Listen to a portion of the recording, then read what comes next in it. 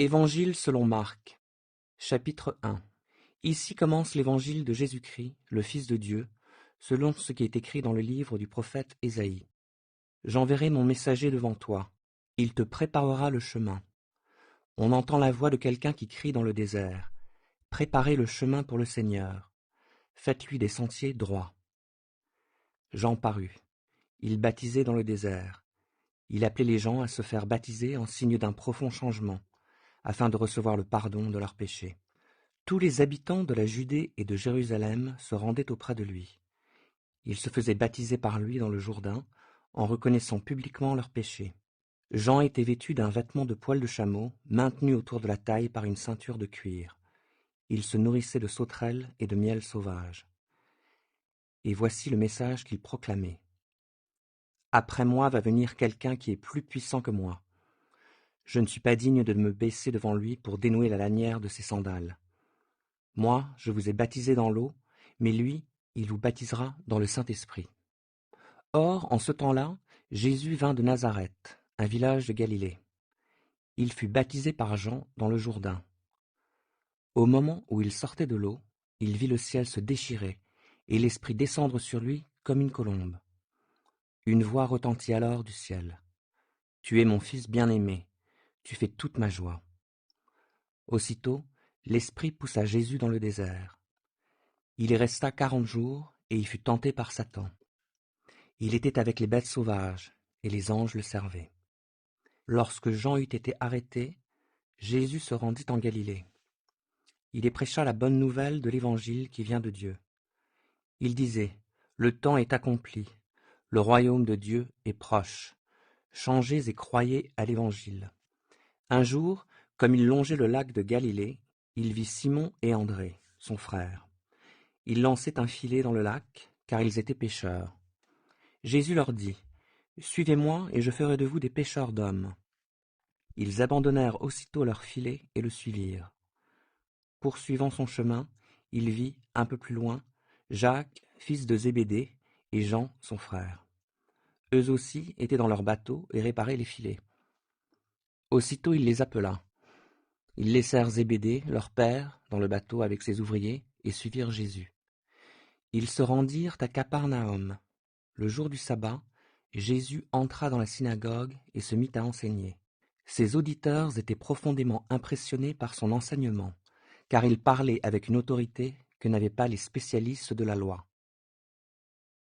Or, il se trouvait juste à ce moment-là, dans leur synagogue, un homme qui était sous l'emprise d'un esprit mauvais. Il se mit à crier, « Que nous veux-tu, Jésus de Nazareth? Es-tu venu pour nous détruire? Je sais qui tu es le Saint envoyé par Dieu. » Mais d'un ton sévère, Jésus lui ordonna, « Tais-toi et sors de cet homme. » Alors l'esprit mauvais secoua l'homme de convulsions et sortit de lui en poussant un grand cri. Tous furent saisis de stupeur. Ils se demandaient entre eux, « Que se passe-t-il? Voilà un enseignement nouveau et donné avec autorité. Il commande même aux esprits mauvais et ils lui obéissent. » Aussitôt, sa réputation se répandit dans toute la Galilée. Sortant de la synagogue, Jésus se rendit avec Jacques et Jean à la maison de Simon et d'André. La belle-mère de Simon était couchée, avec une forte fièvre. Aussitôt, ils lui parlèrent d'elle. Il s'approcha, lui prit la main, la fit lever. La fièvre la quitta, et elle se mit à les servir. Le soir, après le coucher du soleil, on lui amena tous les malades et tous ceux qui étaient sous l'emprise de démons. La ville entière se pressait devant la porte de la maison. Il guérit beaucoup de personnes, atteintes de diverses maladies. Il chassa aussi beaucoup de démons et leur défendit de parler, car ceux-ci savaient qui il était. Le lendemain, bien avant l'aube, en pleine nuit, il se leva et sortit. Il alla dans un lieu désert pour y prier. Simon et ses compagnons partirent à sa recherche. Quand ils l'eurent trouvé, ils lui dirent, « Tout le monde te cherche. » « Allons ailleurs, leur répondit-il, dans les villages voisins. Il faut que j'y annonce aussi mon message, car c'est pour cela que je suis venu. » Et il partit à travers toute la Galilée. Il prêchait dans leur synagogue et chassait les démons. Un lépreux s'approcha de lui.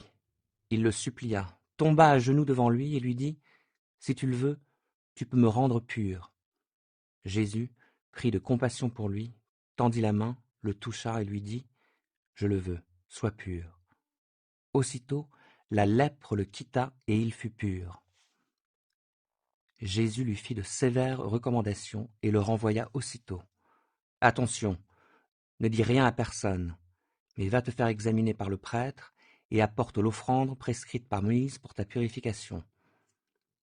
Cela leur servira de témoignage. » Mais lui, à peine sorti, se mit à proclamer à tout le monde ce qui lui était arrivé, et il répandit la nouvelle partout. À cause de cela, Jésus ne pouvait plus aller ouvertement dans une localité. Il se tenait en dehors, dans des lieux déserts, et on venait à lui de toutes parts. Marc 2. Quelques jours plus tard, Jésus se rendit de nouveau à Capernaum. On apprit qu'il était à la maison. Une foule s'y rassembla si nombreuse qu'il ne restait plus de place, pas même devant la porte, et Jésus leur annonçait la parole de Dieu. On lui amena un paralysé porté par 4 hommes.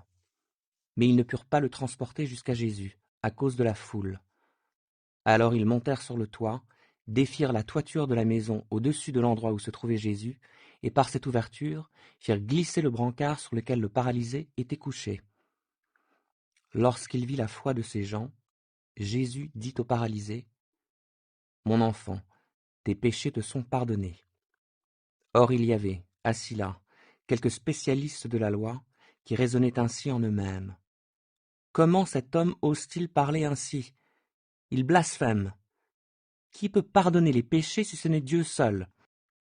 Jésus sut aussitôt, en son esprit, les raisonnements qu'ils se faisaient en eux-mêmes. Il leur dit : « Pourquoi raisonnez-vous ainsi en vous-mêmes ?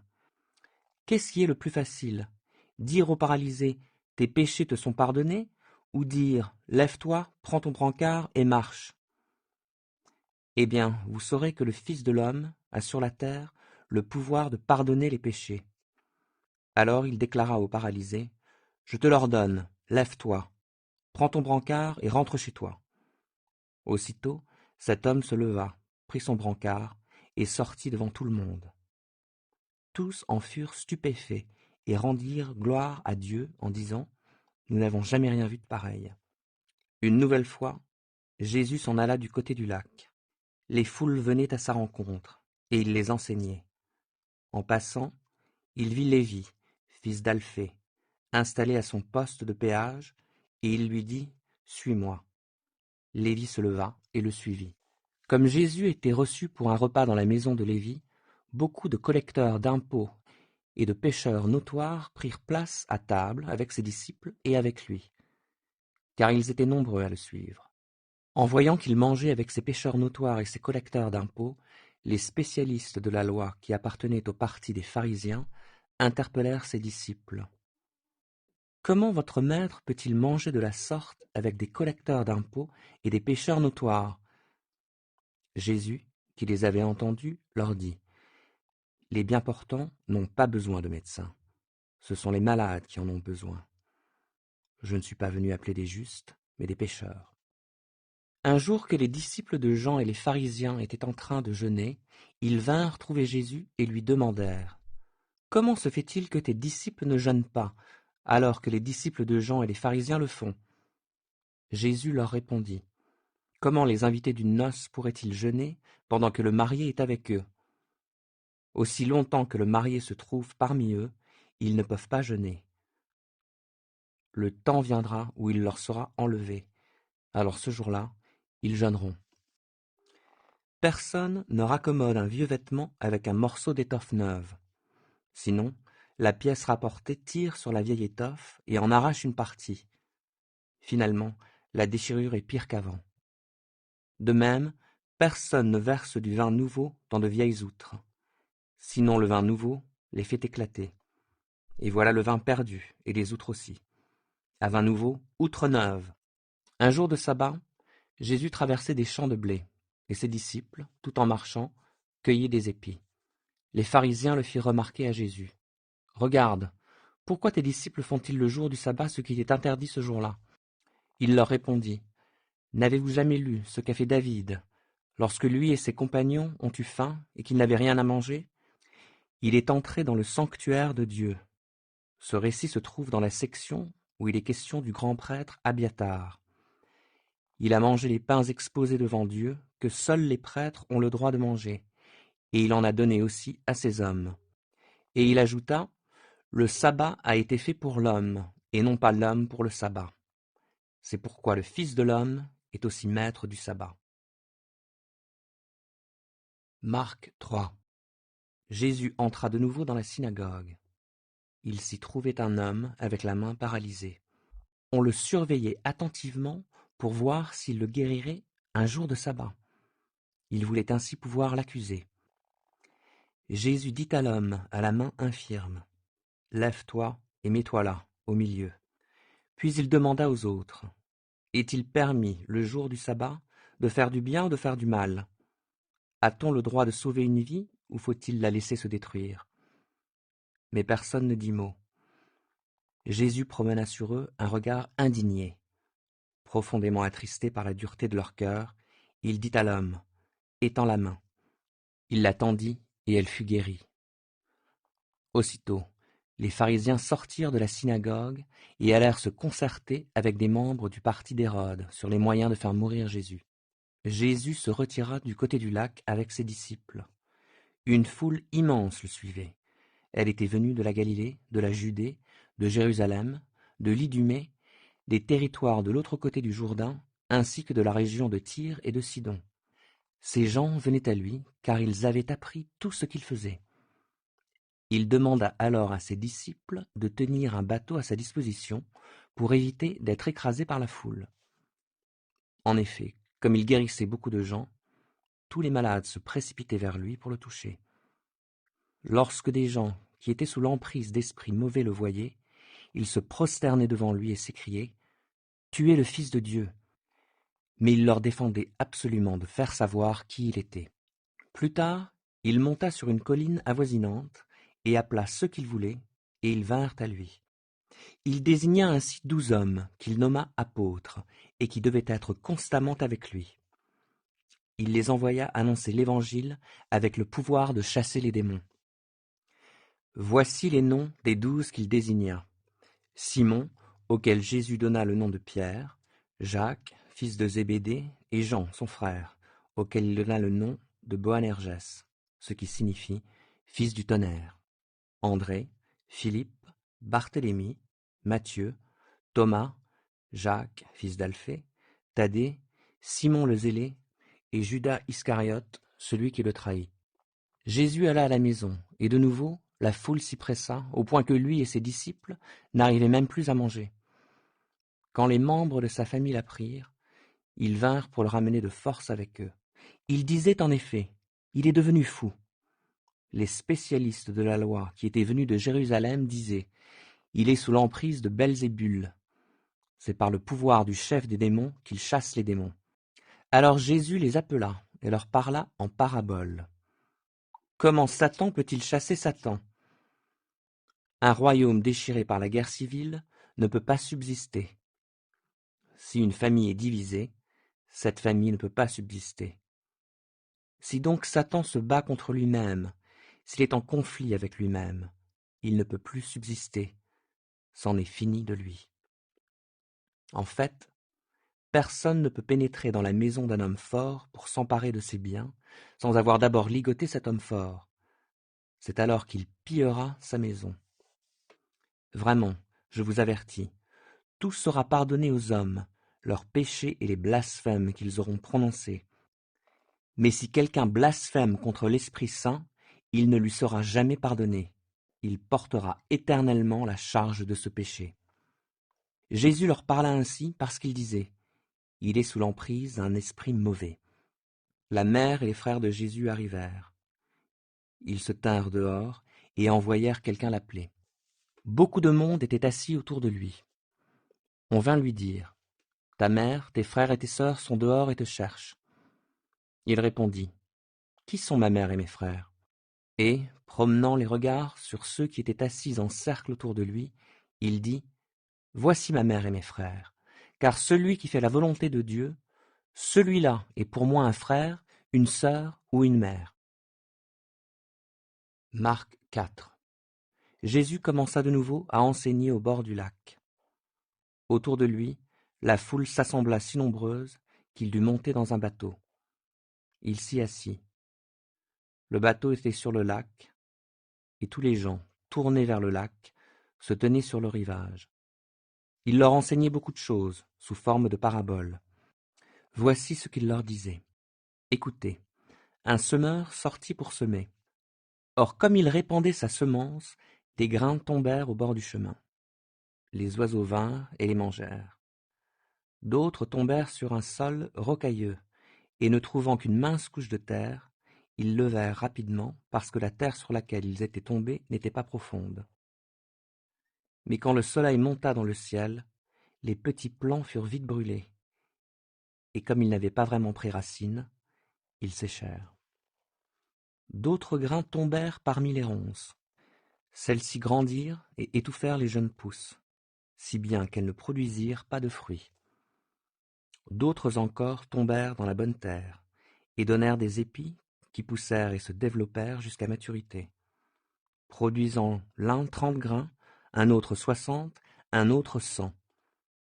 Jésus ajouta, « Celui qui a des oreilles pour entendre, qu'il entende. » Quand il fut seul avec eux, ceux qui l'accompagnaient, ainsi que les 12, lui demandèrent ce que signifiaient les paraboles qu'il venait de raconter. Il leur dit, « Les secrets du royaume de Dieu vous ont été confiés.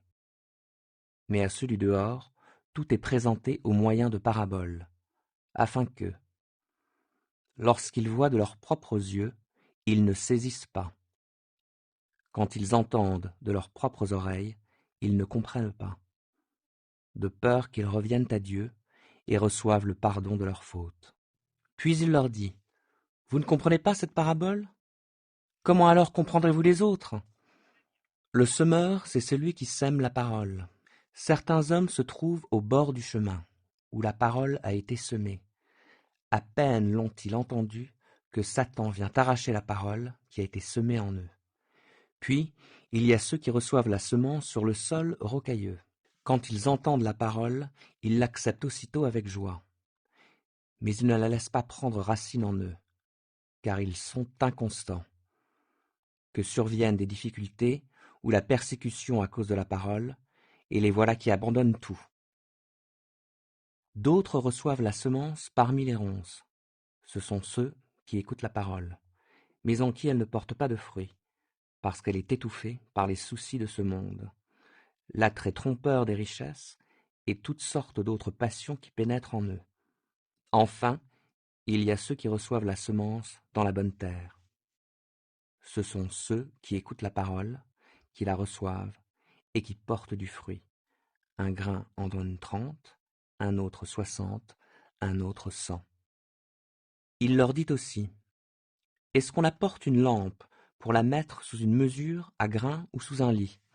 N'est-ce pas plutôt pour la mettre sur un pied de lampe? Tout ce qui est caché doit être mis en lumière. Tout ce qui est secret doit paraître au grand jour. Si quelqu'un a des oreilles pour entendre, qu'il entende. » Il ajouta, « Faites bien attention à ce que vous entendez. On vous appliquera la mesure dont vous vous serez servi pour mesurer, et on y ajoutera. Car à celui qui a, on donnera encore, mais à celui qui n'a pas, on ôtera même ce qu'il a. » Il dit aussi, « Il en est du royaume de Dieu comme d'un homme qui a répandu de la semence dans son champ. À présent, qu'il dorme ou qu'il veille, la nuit comme le jour, le grain germe et la plante grandit, sans qu'il s'en préoccupe. D'elle-même, la terre fait pousser le blé, d'abord la tige, puis l'épi vert, et enfin les grains de blé remplissant cet épi. Et lorsque le grain est prêt à être cueilli, l'homme y porte aussitôt la faucille, car la moisson est prête. » Il continua en disant, « À quoi comparerons-nous le royaume de Dieu? Par quelle parabole pourrions-nous le présenter? Il en est de lui comme d'une graine de moutarde. Lorsqu'on la sème dans la terre, c'est la plus petite des semences du monde. Mais, une fois semée, elle pousse et devient plus grande que toutes les plantes du potager. Il y monte des branches si grandes que les oiseaux du ciel peuvent nicher à son ombre. » Par beaucoup de paraboles de ce genre, il enseignait la parole de Dieu à ses auditeurs en s'adaptant à ce qu'ils pouvaient comprendre. Il ne leur parlait pas sans se servir de paraboles. Et, lorsqu'il était seul avec ses disciples, il leur expliquait tout. Ce jour-là, quand le soir fut venu, Jésus dit à ses disciples : « Passons de l'autre côté du lac. » Ils laissèrent la foule et emmenèrent Jésus sur le lac, dans le bateau où il se trouvait. D'autres bateaux les accompagnaient. Or, voilà qu'un vent très violent se mit à souffler. Les vagues se jetaient contre le bateau, qui se remplissait d'eau. Lui, à l'arrière, dormait, la tête sur un coussin. Les disciples le réveillèrent et lui crièrent : « Maître, nous sommes perdus, et tu ne t'en soucies pas ?» Il se réveilla, parla sévèrement au vent et ordonna au lac : « Silence, tais-toi !» Le vent tomba, et il se fit un grand calme. Puis il dit à ses disciples : « Pourquoi avez-vous si peur ? Vous ne croyez pas encore ?» Mais eux furent saisis d'une grande crainte. Ils se disaient les uns aux autres : « Qui est donc cet homme pour que même le vent et le lac lui obéissent ?» Marc 5. Ils arrivèrent de l'autre côté du lac, dans la région de Gérasa, où Jésus débarqua. Aussitôt, sortant des tombeaux, un homme qui était sous l'emprise d'un esprit mauvais vint à sa rencontre. Il habitait dans les tombeaux, et même avec une chaîne, personne ne pouvait plus le tenir attaché. Car on l'avait souvent enchaîné, et on lui avait mis des fers aux pieds. Mais il cassait les chaînes et brisait les fers. Personne ne pouvait le maîtriser. Sans cesse, nuit et jour, il errait parmi les tombes et sur les montagnes en hurlant, se blessant contre les rochers. D'aussi loin qu'il vit Jésus, il accourut, se prosterna devant lui et lui cria de toutes ses forces : « Que me veux-tu, Jésus, fils du Dieu très haut ? Je t'en conjure, au nom de Dieu, ne me tourmente pas. » Car Jésus lui disait : « Esprit mauvais, sors de cet homme. » Jésus lui demanda : « Quel est ton nom ? » « Je m'appelle Légion, lui répondit-il, car nous sommes une multitude. » Et il pria instamment Jésus de ne pas les renvoyer du pays. Or il y avait par là, sur la montagne, un grand troupeau de porcs en train de paître. Les esprits mauvais supplièrent Jésus : « Envoie-nous dans ces porcs, pour que nous entrions en eux. » Jésus le leur permit. Ils sortirent donc de l'homme et entrèrent dans les porcs. Aussitôt, le troupeau, qui comptait environ 2000 bêtes, s'élança du haut de la pente et se précipita dans le lac où elles se noyèrent. Les gardiens s'enfuirent et allèrent raconter l'histoire dans la ville et dans les fermes. Les gens vinrent donc voir ce qui s'était passé. Arrivés auprès de Jésus, ils virent l'homme qui avait été sous l'emprise de cette légion de démons, assis là, habillé et tout à fait sain d'esprit. Alors la crainte s'empara d'eux. Ceux qui avaient assisté à la scène leur racontèrent ce qui était arrivé à cet homme et au porc. Et les gens se mirent à supplier Jésus de quitter leur territoire. Au moment où Jésus remontait dans le bateau, l'homme qui avait été délivré des démons lui demanda s'il pouvait l'accompagner. Mais Jésus ne le lui permit pas.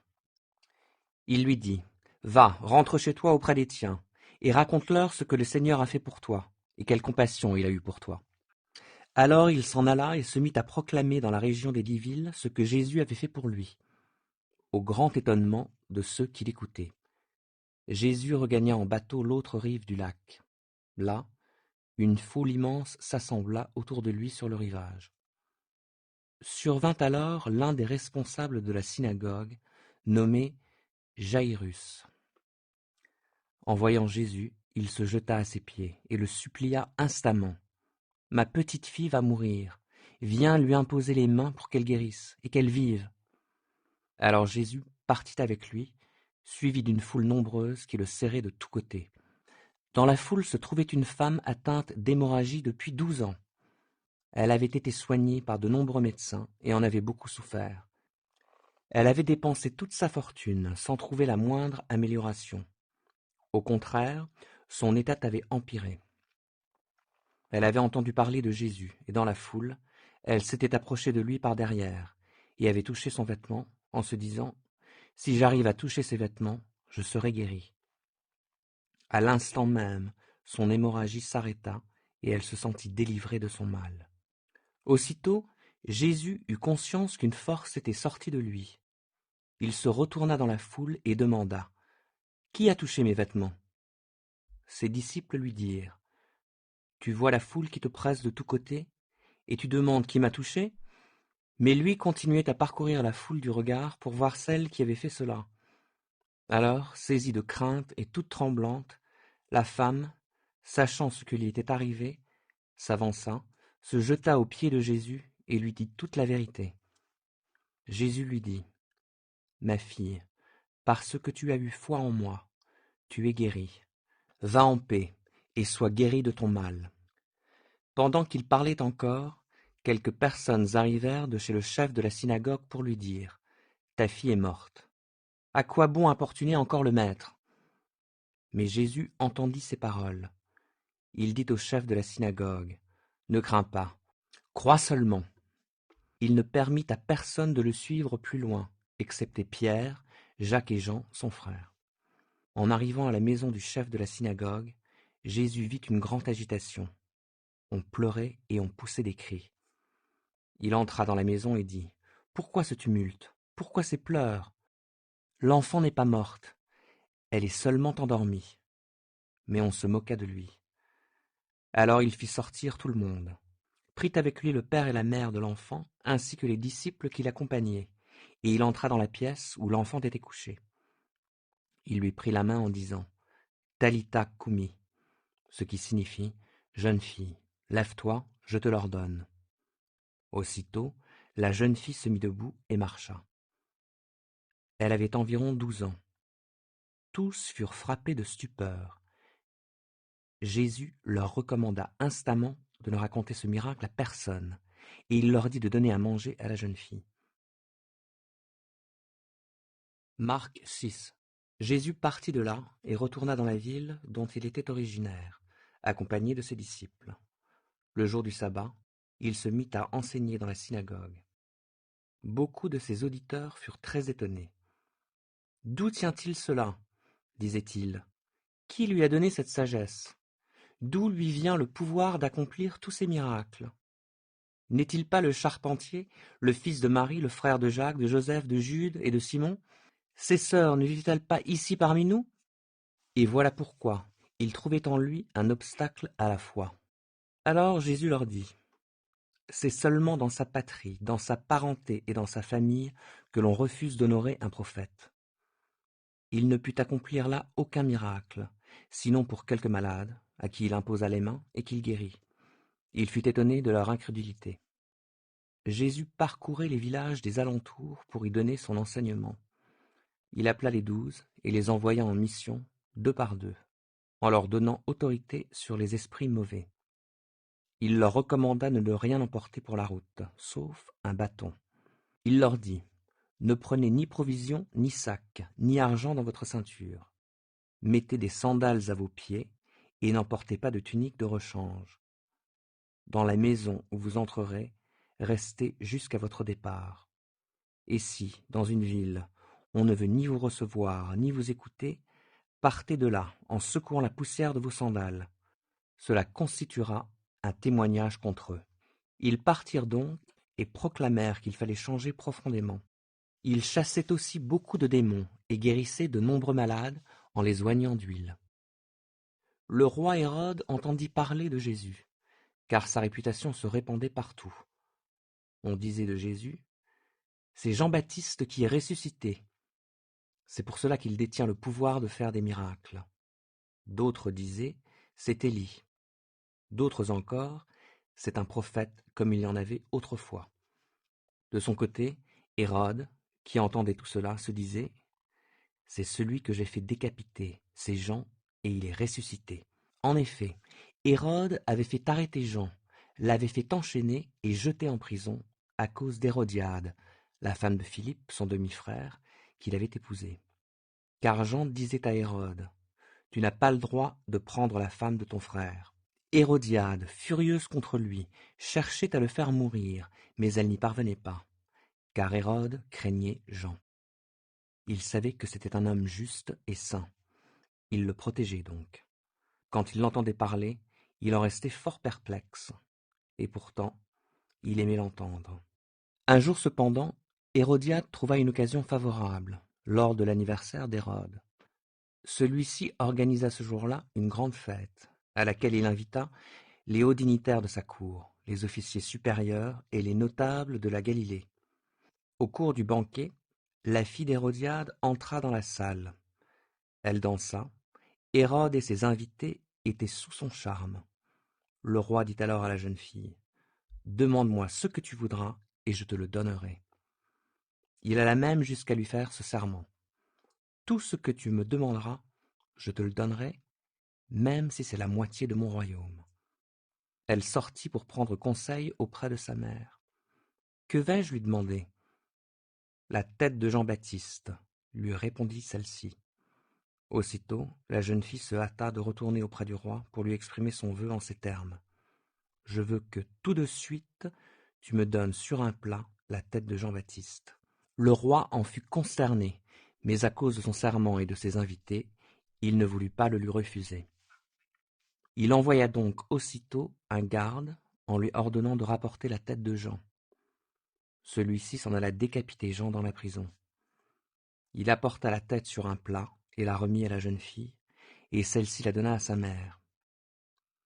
Lorsque les disciples de Jean apprirent ce qui s'était passé, ils vinrent prendre son corps pour l'ensevelir dans un tombeau. À leur retour, les apôtres se réunirent auprès de Jésus et lui rendirent compte de tout ce qu'ils avaient fait et de tout ce qu'ils avaient enseigné.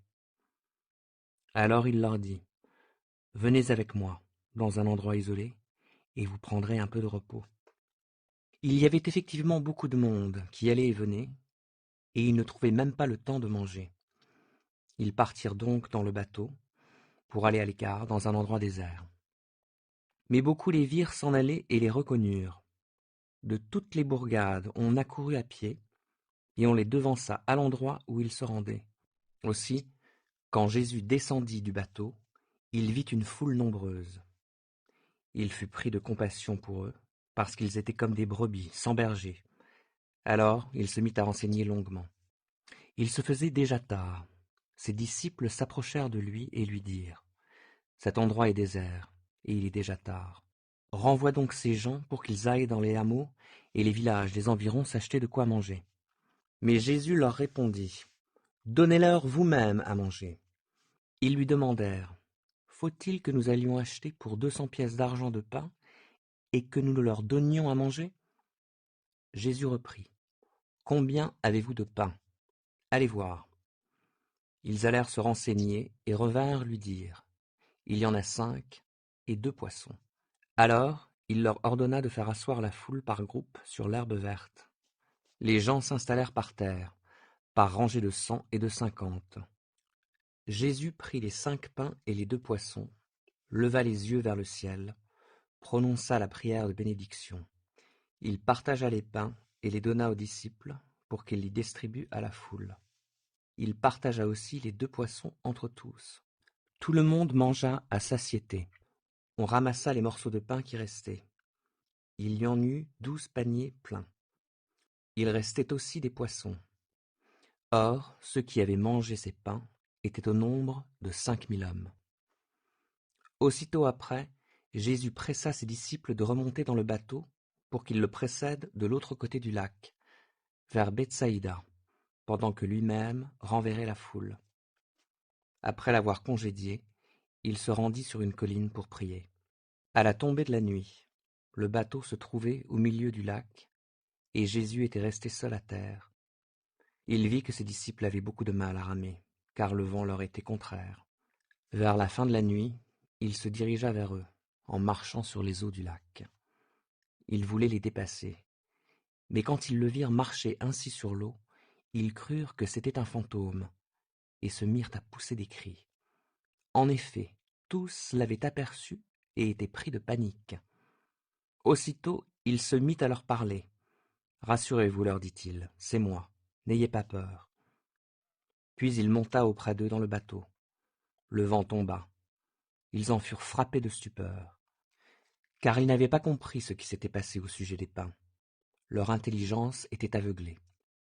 La traversée achevée, ils touchèrent terre à Génézareth, où ils amarrèrent leur bateau.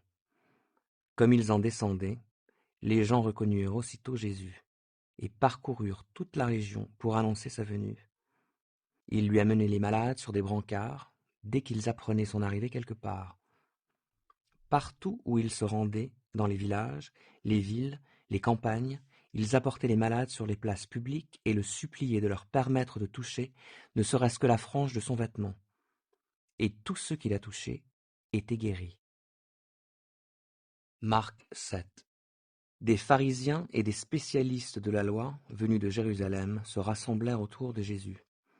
Ils remarquèrent que certains de ses disciples prenaient leur repas avec des mains impures, c'est-à-dire qu'ils ne s'étaient pas lavé les mains.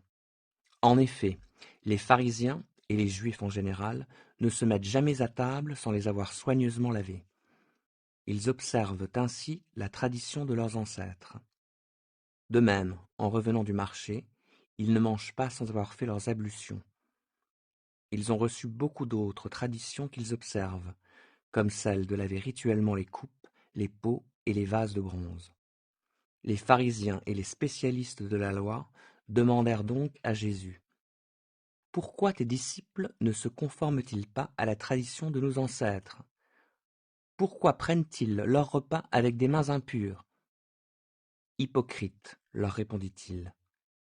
Ésaïe vous a fort bien dépeint dans sa prophétie, où il est écrit: « Ce peuple m'honore des lèvres, mais au fond de son cœur, il est bien loin de moi. Le culte qu'il me rend n'a aucune valeur, car les enseignements qu'il donne ne sont que des règles inventées par les hommes. Vous mettez de côté le commandement de Dieu pour observer la tradition des hommes. » Puis il ajouta: « Ah, vous réussissez parfaitement à mettre de côté le commandement de Dieu pour établir votre propre tradition. En effet, Moïse a dit: « Honore ton père et ta mère, et que celui qui maudit son père ou sa mère soit puni de mort. » Mais vous, que dites-vous?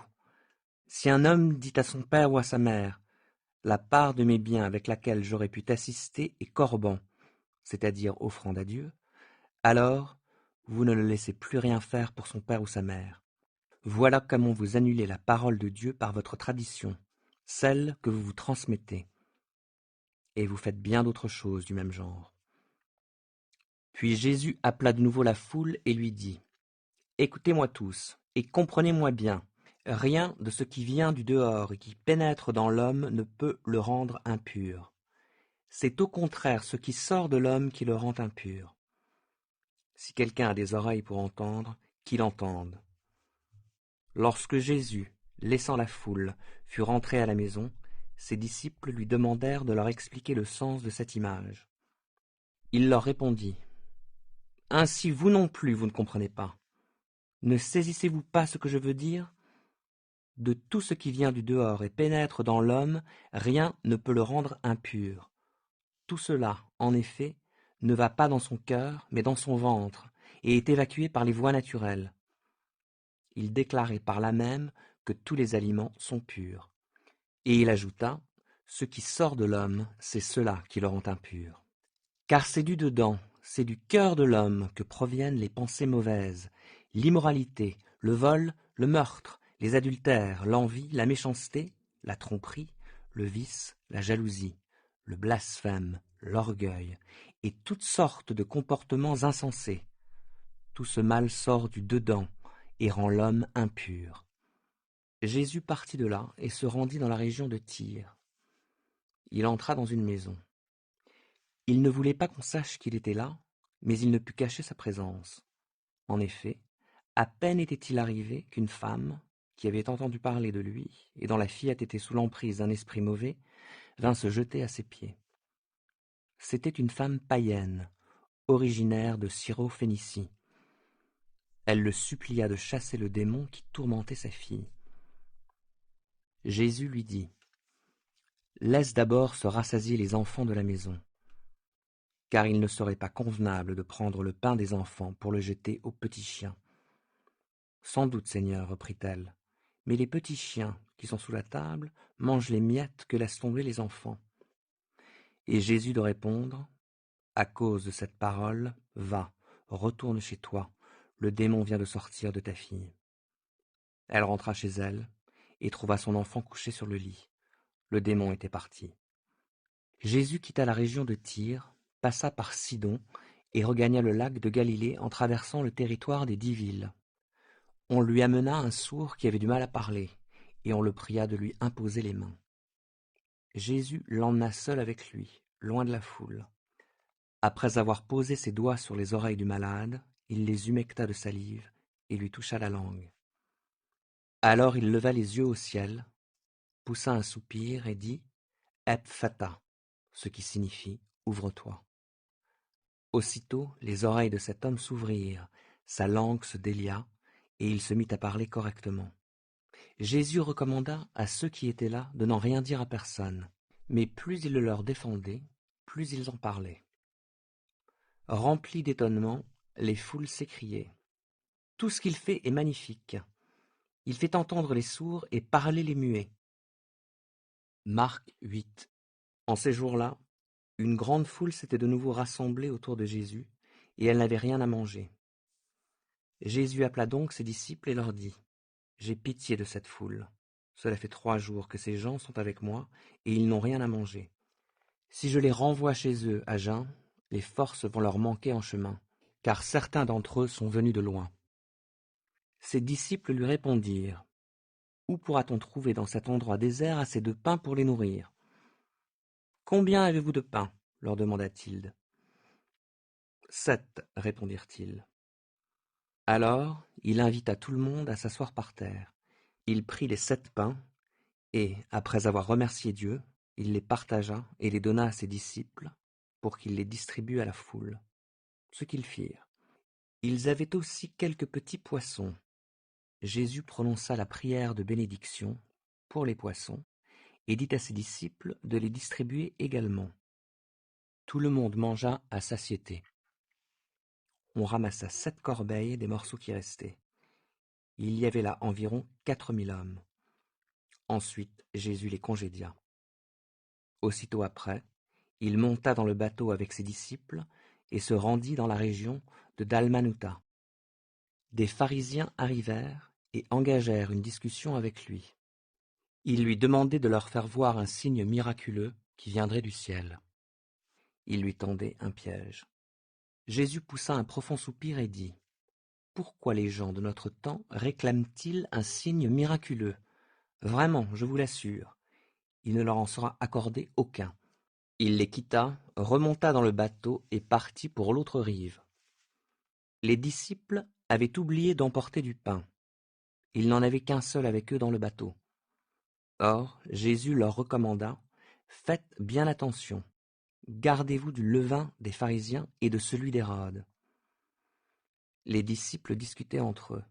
« Il dit cela parce que nous n'avons pas de pain. » Jésus, sachant ce qui se passait, leur dit « Vous discutez parce que vous n'avez pas de pain. Pourquoi ? Ne comprenez-vous pas encore et ne saisissez-vous pas? Votre intelligence est-elle aveuglée? Avez-vous des yeux pour ne pas voir, des oreilles pour ne pas entendre? Ne vous souvenez-vous pas? Quand j'ai partagé les 5 pains entre les 5000 hommes, combien de paniers pleins de morceaux avez-vous emporté? 12, répondirent-ils. Et quand j'ai partagé les 7 pains entre les 4000 hommes, combien de corbeilles pleines de morceaux avez-vous emporté? 7, dirent-ils. Alors il ajouta, « Vous ne comprenez toujours pas ?» Ils arrivèrent à Bethsaïda. On amena un aveugle à Jésus, et on le supplia de le toucher. Jésus prit l'aveugle par la main et le conduisit hors du village. Puis il lui mouilla les yeux avec sa salive, lui imposa les mains et lui demanda, « Est-ce que tu vois quelque chose ?» L'aveugle regarda et répondit, « J'aperçois des hommes, mais je les vois comme des arbres qui marchent. » Jésus posa de nouveau ses mains sur les yeux de l'aveugle. Alors celui-ci vit clair, il était guéri et voyait tout distinctement. Jésus le renvoya chez lui en lui disant « Ne rentre pas dans le village ». Jésus s'en alla, accompagné de ses disciples, et se rendit dans les villages autour de Césarée de Philippe. En chemin, il interrogea ses disciples. « Que disent les gens à mon sujet? Qui suis-je d'après eux ?» Ils lui répondirent. Pour les uns, tu es Jean-Baptiste, pour d'autres, Élie, pour d'autres encore, l'un des prophètes. Alors il leur demanda, Et vous, qui dites-vous que je suis? Pierre lui répondit, Tu es le Messie. Il leur ordonna de ne le dire à personne. Et il commença à leur enseigner que le Fils de l'homme devait beaucoup souffrir, être rejeté par les responsables du peuple, les chefs des prêtres et les spécialistes de la loi. Il devait être mis à mort et ressuscité 3 jours après. Il leur dit tout cela très clairement. Alors Pierre le prit à part et se mit à lui faire des reproches. Mais Jésus se retourna, regarda ses disciples et reprit Pierre sévèrement. « Arrière, Satan, éloigne-toi de moi, car tes pensées ne sont pas celles de Dieu. Ce sont des pensées tout humaines. » Là-dessus, Jésus appela la foule ainsi que ses disciples et leur dit « Si quelqu'un veut me suivre, qu'il renonce à lui-même, qu'il se charge de sa croix et qu'il me suive. En effet, celui qui est préoccupé de sauver sa vie la perdra, mais celui qui perdra sa vie à cause de moi et de l'Évangile la sauvera. Si un homme parvenait à posséder le monde entier, à quoi cela lui servirait-il s'il perd sa vie? Et que peut-on donner pour racheter sa vie? Si quelqu'un a honte de moi et de mes paroles au milieu des hommes de ce temps, qui sont infidèles à Dieu et qui transgressent sa loi, le Fils de l'homme, à son tour, aura honte de lui quand il viendra dans la gloire de son Père avec les saints anges. Marc 9. Et il ajouta, Vraiment, je vous le déclare, quelques-uns de ceux qui sont ici présents ne mourront pas avant d'avoir vu le règne de Dieu venir avec puissance. 6 jours plus tard, Jésus prit avec lui Pierre, Jacques et Jean, et les emmena sur une haute montagne, à l'écart, eux seuls. Là, il fut transfiguré devant eux. Ses vêtements devinrent éblouissants et si parfaitement blancs que personne sur la terre ne peut produire une telle blancheur. Alors Élie leur apparut, avec Moïse. Ils parlaient tous deux avec Jésus. Pierre s'adressa à Jésus et lui dit, « Maître, il est bon que nous soyons ici. Nous allons dresser 3 tentes, une pour toi, une pour Moïse et une pour Élie. » En fait, ils ne savaient ce qu'ils disaient, car ils étaient tous les 3 remplis de peur. Une nuée se forma alors et les enveloppa. Une voix en sortit. « Celui-ci est mon fils bien-aimé, écoutez-le. » Aussitôt, les disciples regardèrent autour d'eux, et ils ne virent plus personne, sinon Jésus, qui était seul avec eux. Pendant qu'ils descendaient de la montagne, il leur ordonna de ne raconter à personne ce qu'ils venaient de voir, jusqu'à ce que le Fils de l'homme ressuscite. Ils obéirent à cet ordre, mais discutaient entre eux sur ce que ressusciter voulait dire.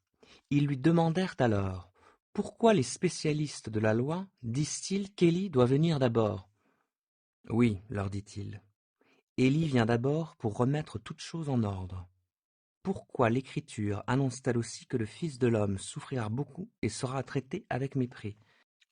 En fait, je vous le déclare, Élie est venu, et ils l'ont traité comme ils ont voulu, comme l'Écriture l'a annoncé à son sujet. Lorsqu'ils revinrent vers les disciples, ils virent une grande foule qui les entourait et des spécialistes de la loi qui discutaient avec eux.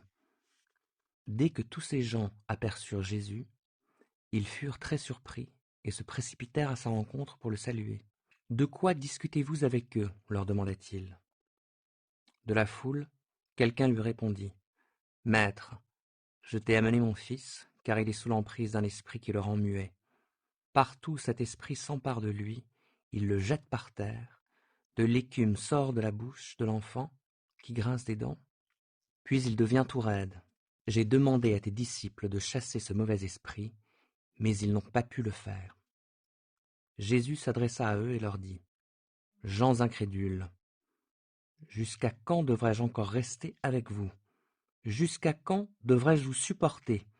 Amenez-moi l'enfant. » On le lui amena. Mais dès qu'il vit Jésus, l'esprit mauvais agita convulsivement l'enfant et le jeta par terre. Celui-ci se roula sur le sol, de l'écume à la bouche.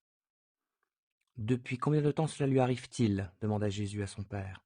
« Depuis qu'il est tout petit, souvent même. L'esprit mauvais le pousse à se jeter dans le feu ou dans l'eau pour le faire mourir. Si tu peux faire quelque chose, aie pitié de nous et viens à notre aide. »« Si tu peux, répliqua Jésus, tout est possible à celui qui croit. » Aussitôt le père de l'enfant s'écria. « Je crois, mais aide-moi, car je manque de foi. » Jésus, voyant la foule affluer, commanda avec sévérité à l'esprit mauvais. « Esprit qui rend sourd et muet, lui dit-il, je te l'ordonne, sors de cet enfant et ne rentre plus jamais en lui. » L'esprit poussa un grand cri, secoua l'enfant avec violence et sortit de lui. L'enfant resta comme mort, si bien que la plupart des témoins disaient « il est mort ». Mais Jésus, prenant l'enfant par la main, le fit lever, et celui-ci se tint debout. Jésus rentra à la maison. Ses disciples, qui étaient seuls avec lui demandèrent alors : « Pourquoi n'avons-nous pas réussi, nous, à chasser cet esprit ?» Jésus leur répondit : « Des esprits comme celui-là, on ne peut les chasser que par la prière. » En partant de là, ils traversèrent la Galilée, mais Jésus ne voulait pas qu'on le sache, car il se consacrait à l'enseignement de ses disciples. Il leur disait : « Le Fils de l'homme va être livré aux mains des hommes. Ils le feront mourir, mais 3 jours après sa mort, il ressuscitera. » Eux, cependant, ne comprenaient pas ces paroles, et ils avaient peur de lui demander des explications. Ils arrivèrent à Capernaum. Quand ils furent rentrés à la maison, Jésus leur demanda : « De quoi avez-vous discuté en route ? » Mais ils se taisaient, car durant le trajet, ils avaient discuté pour savoir lequel d'entre eux était le plus grand.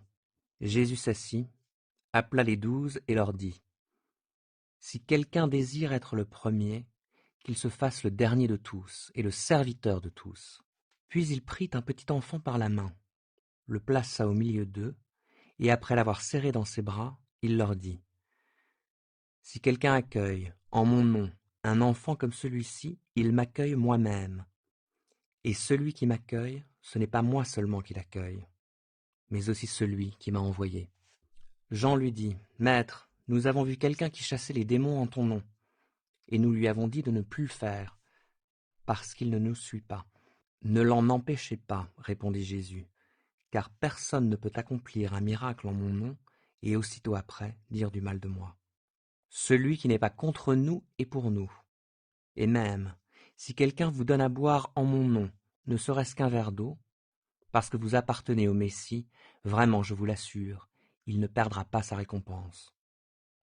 Mais si quelqu'un devait causer la chute de l'un de ces petits qui croient en moi, il vaudrait bien mieux pour lui qu'on lui attache au cou une de ces pierres de meule que font tourner les ânes et qu'on le jette dans le lac. Si ta main cause ta chute, coupe-la, car il vaut mieux pour toi entrer dans la vie avec une seule main que de garder les 2 mains et d'être jeté en enfer dans le feu qui ne s'éteint jamais. Si ton pied cause ta chute, coupe-le, car il vaut mieux pour toi entrer dans la vie avec un seul pied que de garder les 2 pieds et d'être jeté en enfer. Si ton œil cause ta chute, jette-le au loin, car il vaut mieux pour toi entrer avec un seul œil dans le royaume de Dieu que de garder les 2 yeux et d'être jeté en enfer, où le ver rongeur ne meurt point et où le feu ne s'éteint jamais. En effet, chacun doit être salé de feu. Le sel est utile, mais s'il perd son goût, avec quoi lui rendrez-vous sa saveur ? Ayez du sel en vous-même et vivez en paix entre vous. Marc 10.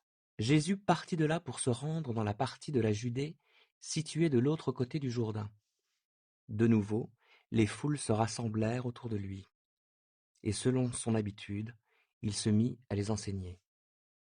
Des pharisiens s'approchèrent et lui posèrent une question. « Un homme a-t-il le droit de divorcer d'avec sa femme ?» Il voulait par là lui tendre un piège. Il leur répondit. Quel commandement Moïse vous a-t-il donné?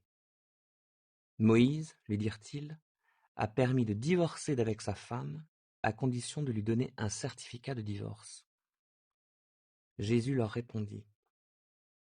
C'est à cause de la dureté de votre cœur que Moïse a écrit ce commandement pour vous. Mais, au commencement de la création, Dieu a créé l'être humain homme et femme. C'est pourquoi l'homme laissera son père et sa mère pour s'attacher à sa femme, et les deux ne feront plus qu'un. Ainsi, ils ne sont plus deux, ils font un. Que l'homme ne sépare donc pas ce que Dieu a uni. De retour à la maison, les disciples l'interrogèrent à nouveau sur ce sujet. Il leur dit, celui qui divorce et se remarie commet un adultère à l'égard de sa première femme. Et si une femme divorce et se remarie, elle commet un adultère. Des gens amenèrent à Jésus de petits enfants pour qu'il pose les mains sur eux. Mais les disciples leur firent des reproches. Jésus le vit et s'en indigna. Laissez donc les petits enfants venir à moi. Ne les en empêchez pas, car le royaume de Dieu appartient à ceux qui leur ressemblent. Vraiment, je vous l'assure, celui qui ne reçoit pas le royaume de Dieu comme un petit enfant n'y entrera pas. Là-dessus, il prit les enfants dans ses bras, posa les mains sur eux et les bénit. Comme il partait, un homme accourut, se jeta à genoux devant lui et lui demanda. « Bon maître, que dois-je faire pour obtenir la vie éternelle ?» « Pourquoi m'appelles-tu bon ?» lui répondit Jésus. « Personne n'est bon sinon Dieu seul. Tu connais les commandements. Ne commets pas de meurtre, ne commets pas d'adultère, ne commets pas de vol, ne porte pas de faux témoignages, ne fais de tort à personne, honore ton père et ta mère. » « Maître, répondit l'homme, tout cela je l'ai appliqué depuis ma jeunesse. Jésus posa sur cet homme un regard plein d'amour et lui dit, « Il ne te manque qu'une chose. Va, vends tout ce que tu possèdes, donne le produit de la vente aux pauvres, et tu auras un trésor dans le ciel. Puis viens et suis-moi. » En entendant ces paroles, l'homme s'assombrit et s'en alla tout triste, car il était très riche. Jésus parcourut du regard le cercle de ses disciples, puis il leur dit qu'il est difficile à ceux qui ont des richesses d'entrer dans le royaume de Dieu. Cette parole les surprit, mais Jésus insista. Oui, mes enfants, qu'il est difficile d'entrer dans le royaume de Dieu. Il est plus facile à un chameau de passer par le trou d'une aiguille qu'à un riche d'entrer dans le royaume de Dieu. Les disciples furent encore plus étonnés, et ils se demandaient entre eux, « Mais alors, qui peut être sauvé ?» Jésus les regarda et leur dit, « Aux hommes c'est impossible, mais non à Dieu, car tout est possible à Dieu. » Alors Pierre lui dit, « Nous avons tout quitté pour te suivre. » Jésus répondit, « Vraiment, je vous l'assure, si quelqu'un quitte, à cause de moi et de l'Évangile, sa maison, ses frères, ses sœurs, sa mère, son père, ses enfants ou ses terres, il recevra 100 fois plus dès à présent, des maisons, des frères, des sœurs, des mères, des enfants, des terres, avec des persécutions, et dans le monde à venir, la vie éternelle. Mais beaucoup de ceux qui sont maintenant les premiers seront parmi les derniers, et beaucoup de ceux qui sont maintenant les derniers seront parmi les premiers. Ils étaient en route pour monter à Jérusalem. Jésus marchait en tête. L'angoisse s'était emparée des disciples, et ceux qui les suivaient étaient dans la crainte. Jésus prit de nouveau les 12 à part, et il se mit à leur dire ce qui allait arriver. « Voici, nous montons à Jérusalem. Le Fils de l'homme y sera livré aux chefs des prêtres et aux spécialistes de la loi. Ils le condamneront à mort et le remettront entre les mains des païens. Ils se moqueront de lui cracheront au visage, le battront à coups de fouet et le mettront à mort. Puis, au bout de 3 jours, il ressuscitera. » Alors Jacques et Jean, les fils de Zébédée, s'approchèrent de Jésus et lui dirent, « Maître, nous désirons que tu fasses pour nous ce que nous allons te demander. » « Que désirez-vous que je fasse pour vous ?» leur demanda-t-il. Ils répondirent, accorde-nous de siéger l'un à ta droite et l'autre à ta gauche lorsque tu seras dans la gloire. » Mais Jésus leur dit, « Vous ne vous rendez pas compte de ce que vous demandez. Pouvez-vous boire la coupe que je vais boire, ou passer par le baptême que j'aurai à subir? » « Oui, lui répondirent-ils, nous le pouvons. » Alors Jésus reprit, « Vous boirez en effet la coupe que je vais boire, et vous subirez le baptême par lequel je vais passer. Mais quant à siéger à ma droite ou à ma gauche, il ne m'appartient pas de vous l'accorder. Ces places reviendront à ceux pour qui elles ont été préparées. » En entendant cela, les 10 autres s'indignèrent contre Jacques et Jean. Alors Jésus les appela tous auprès de lui et leur dit, « Vous savez ce qui se passe dans les nations. Ceux que l'on considère comme les chefs politiques dominent sur leur peuple et les grands personnages font peser leur autorité sur eux. Il ne doit pas en être ainsi parmi vous. Au contraire, si quelqu'un veut être grand parmi vous, qu'il soit votre serviteur, et si quelqu'un veut être le premier parmi vous, qu'il soit l'esclave de tous. Car le Fils de l'homme n'est pas venu pour se faire servir, mais pour servir et donner sa vie en rançon pour beaucoup. » Ils arrivèrent à Jéricho.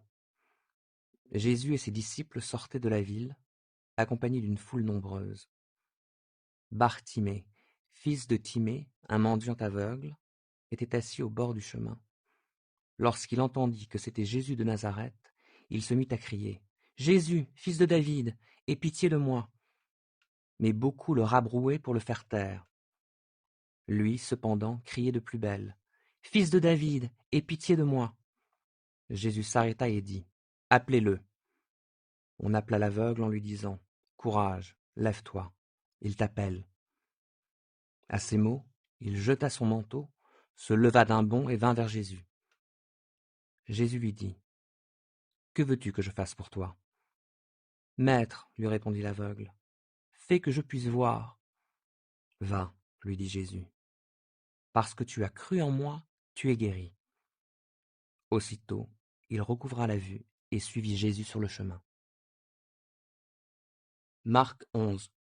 Alors qu'ils approchaient de Jérusalem, à la hauteur de Bethphagée et de Béthanie, près du mont des Oliviers, Jésus envoya 2 de ses disciples en leur disant, « Allez dans le village qui est devant vous. Dès que vous y serez entrés, vous trouverez un ânon attaché que personne n'a encore monté. Détachez-le et amenez-le ici. Si quelqu'un vous demande, « Pourquoi faites-vous cela ?» répondez, « Le Seigneur en a besoin et il le renverra très bientôt. » Ils partirent donc, trouvèrent un ânon attaché dehors, près d'une porte dans la rue, et le détachèrent. Quelques personnes qui se trouvaient là leur dirent, « Holà, qu'est-ce qui vous prend de détacher cet ânon ?» Ils répondirent comme Jésus le leur avait ordonné, et on les laissa faire. Ils amenèrent l'ânon à Jésus et posèrent leur manteau sur son dos, et Jésus s'assit dessus. Beaucoup de gens étendirent leurs manteaux sur le chemin, d'autres des branches vertes coupées dans les champs. La foule, de la tête à la fin du cortège, criait « Hosanna ! Béni soit celui qui vient au nom du Seigneur. Béni soit le royaume qui vient, le royaume de David, notre Père. Hosanna à Dieu, au plus haut des cieux. » Une fois entré dans Jérusalem, Jésus se rendit au temple et y observa attentivement tout ce qui s'y passait. Ensuite, comme il se faisait déjà tard, il quitta la ville avec les 12 pour se rendre à Béthanie. Le lendemain, comme il sortait de Béthanie avec eux, il eut faim. Il aperçut de loin un figuier couvert de feuillage. Il se dirigea vers cet arbre pour voir s'il y trouverait quelques fruits. Quand il se fut approché, il n'y trouva que des feuilles, car ce n'était pas la saison des figues. S'adressant alors au figuier, il lui dit, « Que plus jamais personne ne mange de fruits venant de toi. » Et ses disciples l'entendirent. Ils arrivèrent à Jérusalem. Jésus entra dans la cour du temple et se mit à en chasser les marchands qui s'étaient installés dans l'enceinte sacrée, ainsi que leurs clients. Il renversa les comptoirs des changeurs d'argent, ainsi que les chaises des marchands de pigeons. Il ne laissa personne transporter des marchandises dans l'enceinte du temple. Puis, S'adressant à tous, il les enseigna en disant : « N'est-il pas écrit : On appellera ma maison une maison de prière pour tous les peuples. Mais vous, vous en avez fait une caverne de brigands. » Les chefs des prêtres et les spécialistes de la loi apprirent ce qui s'était passé, et ils cherchèrent un moyen de le faire mourir. En effet, ils craignaient son influence, car son enseignement faisait une vive impression sur la foule. Le soir venu, Jésus et ses disciples quittèrent la ville. Le lendemain matin, en passant par là, ils virent le figuier. Il avait séché jusqu'aux racines.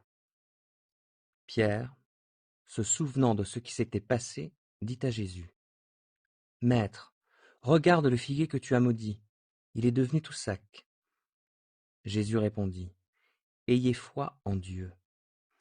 Vraiment, je vous l'assure, si quelqu'un dit à cette colline : Soulève-toi de là et jette-toi dans la mer, sans douter dans son cœur, mais en croyant que ce qu'il dit va se réaliser, la chose s'accomplira pour lui. C'est pourquoi je vous le déclare, tout ce que vous demandez dans vos prières, croyez que vous l'avez reçu et cela vous sera accordé. Quand vous priez, si vous avez quoi que ce soit contre quelqu'un, pardonnez-lui, pour que votre Père céleste vous pardonne lui aussi vos fautes. Mais si vous ne pardonnez pas, votre Père qui est dans les cieux ne vous pardonnera pas non plus vos fautes. » Ils retournèrent à Jérusalem. Pendant que Jésus marchait dans la cour du temple, les chefs des prêtres, les spécialistes de la loi et les responsables du peuple l'abordèrent et lui demandèrent : « Par quelle autorité agis-tu ainsi ? Qui t'a donné l'autorité de faire cela ? » Jésus leur répondit : « J'ai aussi une question à vous poser, une seule. Si vous me répondez, je vous dirai de quel droit je fais cela. De qui Jean tenait-il son mandat pour baptiser ? De Dieu ou des hommes ? Répondez-moi. » Alors ils se mirent à raisonner entre eux. Si nous disons de Dieu, il va demander : Pourquoi alors n'avez-vous pas cru en lui ? Mais d'autre part, si nous répondons des hommes, alors ils craignaient les réactions de la foule, car tout le monde pensait que Jean était un vrai prophète. Ils répondirent donc à Jésus : Nous ne savons pas. Et Jésus répliqua : Alors moi non plus, je ne vous dirai pas par quelle autorité j'agis comme je le fais. Marc 12. Puis il se mit à leur parler en utilisant des paraboles. Un homme planta une vigne, l'entoura d'une haie, creusa un pressoir et bâtit une tour de guet. Après cela, il la loua à des vignerons et partit en voyage. Au moment des vendanges, il envoya un de ses serviteurs aux vignerons pour recevoir la part du produit de sa vigne qui lui revenait. Mais ceux-ci se précipitèrent sur ce serviteur, le rouèrent de coups et le renvoyèrent les mains vides. Alors le propriétaire leur envoya un deuxième serviteur. Celui-là, ils le frappèrent à la tête et le couvrirent d'insultes. Le maître leur en envoya un troisième, et celui-là, ils le tuèrent. Puis beaucoup d'autres, et ils battirent les uns et tuèrent les autres. Il ne lui restait plus désormais qu'une seule personne à envoyer, son fils bien-aimé. Il le leur envoya en dernier. Il se disait : Pour mon fils au moins, ils auront du respect. Mais les vignerons se dirent entre eux : Voilà l'héritier, venez, tuons-le, et l'héritage sera à nous. Et ils se jetèrent sur lui, le tuèrent, et traînèrent son cadavre hors du vignoble. Que va faire le propriétaire de la vigne ? Il viendra lui-même, fera exécuter les vignerons, et confiera le soin de sa vigne à d'autres. N'avez-vous pas lu ces paroles de l'Écriture ? La pierre que les constructeurs ont rejetée est devenue la pierre principale, la pierre d'angle. C'est du Seigneur que cela est venu, et c'est un prodige à nos yeux. Les chefs des prêtres, les spécialistes de la loi et les responsables du peuple cherchaient un moyen d'arrêter Jésus. Mais ils avaient peur des réactions de la foule. En effet, ils avaient bien compris que c'était eux que Jésus visait par cette parabole. Ils le laissèrent donc et se retirèrent. Cependant, Ils lui envoyèrent une délégation de pharisiens et de membres du parti d'Hérode pour le prendre au piège de ses propres paroles. Ils vinrent lui dire: Maître, nous savons que tu dis la vérité et que tu ne te laisses influencer par personne, car tu ne regardes pas à la position sociale, mais tu enseignes en toute vérité la voie à suivre selon Dieu. Dis-nous, a-t-on, oui ou non, le droit de payer des impôts à César? Mais Jésus, sachant combien ils étaient hypocrites, leur répondit: Pourquoi me tendez-vous un piège? Apportez-moi une pièce d'argent, que je la voie. Ils lui en apportèrent une. Alors il leur demanda: Cette effigie et cette inscription, de qui sont-elles? De César. Alors Jésus leur dit: Rendez à César ce qui revient à César, et à Dieu ce qui revient à Dieu. Ils en restèrent tout déconcertés. Des Sadducéens vinrent aussi le trouver. Ils prétendent que les morts ne ressuscitent pas.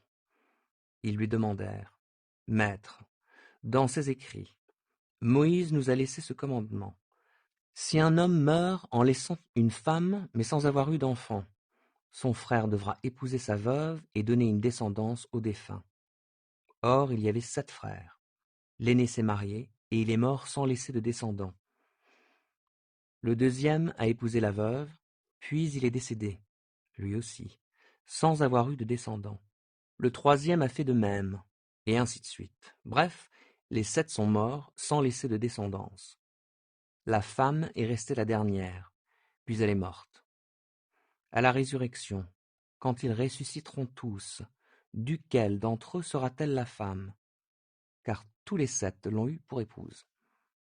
Jésus leur dit: Vous êtes dans l'erreur, et en voici la raison. Vous ne connaissez pas les Écritures, ni quelle est la puissance de Dieu. En effet, une fois ressuscités, les hommes et les femmes ne se marieront plus. Ils vivront comme les anges qui sont dans le ciel. Quant à la résurrection des morts, n'avez-vous jamais lu dans le livre de Moïse, lorsqu'il est question du buisson ardent, en quels termes Dieu lui a parlé? Il lui a dit: Je suis le Dieu d'Abraham, le Dieu d'Isaac, le Dieu de Jacob. Dieu n'est pas le Dieu des morts, mais le Dieu des vivants. Oui, vous êtes complètement dans l'erreur. Un des spécialistes de la loi s'approcha de lui. Il avait entendu cette discussion et avait remarqué avec quel à-propos Jésus avait répondu. Il lui demanda: Quel est le commandement le plus important de tous? Jésus répondit: Voici le commandement le plus important. Écoute, Israël, le Seigneur est notre Dieu. Il est le seul Dieu. Tu aimeras donc le Seigneur, ton Dieu, de tout ton cœur, de toute ton âme, de toute ta pensée et de toute ton énergie. Et voici celui qui vient en second rang. Tu aimeras ton prochain comme toi-même. Il n'y a pas de commandement plus important que cela. C'est bien, maître, lui dit le spécialiste de la loi. Tu as dit vrai. Il n'y a qu'un seul Dieu. Il n'y en a pas d'autre que lui. L'aimer de tout son cœur, de toute son intelligence et de toute son énergie, ainsi qu'aimer son prochain comme soi-même, c'est bien plus important que tous les holocaustes et tous les sacrifices. Jésus, voyant qu'il avait répondu avec intelligence, lui dit: Tu n'es pas loin du royaume de Dieu. Après cela, personne n'osa plus lui poser de questions. Pendant qu'il enseignait dans la cour du temple, Jésus demanda: Comment les spécialistes de la loi peuvent-ils dire que le Messie doit être un descendant de David? David lui-même, inspiré par le Saint-Esprit, a déclaré: Le Seigneur a dit à mon Seigneur: Viens siéger à ma droite, jusqu'à ce que j'aie mis tes ennemis à terre sous tes pieds. Si donc David lui-même appelle le Messie Seigneur, comment celui-ci peut-il être son descendant? Il y avait là une foule nombreuse qui écoutait Jésus avec un vif plaisir. Il disait dans son enseignement: Gardez-vous des spécialistes de la loi. Ils aiment à parader en costume de cérémonie, à être salués sur les places publiques, à avoir les sièges d'honneur dans les synagogues et les meilleures places dans les banquets. Mais ils dépouillent les veuves de leurs biens, tout en faisant de longues prières pour l'apparence. Leur condamnation n'en sera que plus sévère. Puis Jésus s'assit en face du tronc. Il observait ceux qui y déposaient de l'argent. Beaucoup de riches y avaient déjà déposé de fortes sommes, quand arriva une pauvre veuve, qui déposa 2 petites pièces, une somme minime. Alors Jésus appela ses disciples et leur dit, « Vraiment, je vous l'assure, cette pauvre veuve a donné bien plus que tous ceux qui ont mis de l'argent dans le tronc.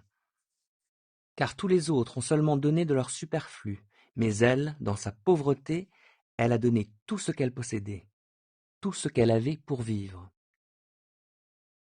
Marc 13. Comme Jésus sortait du temple, un de ses disciples lui dit, « Regarde, maître, quelle belle pierre, quel édifice magnifique !» Jésus lui répondit, « Oui, regarde bien ces grandes constructions. Il ne restera pas une pierre sur une autre, tout sera démoli. » Puis il alla s'asseoir sur les pentes du mont des Oliviers, en face du temple. Pierre, Jacques, Jean et André le prirent à part et lui demandèrent, « Dis-nous, quand cela se produira-t-il, et à quel signe reconnaîtra-t-on que tous ces événements seront près de s'accomplir ?»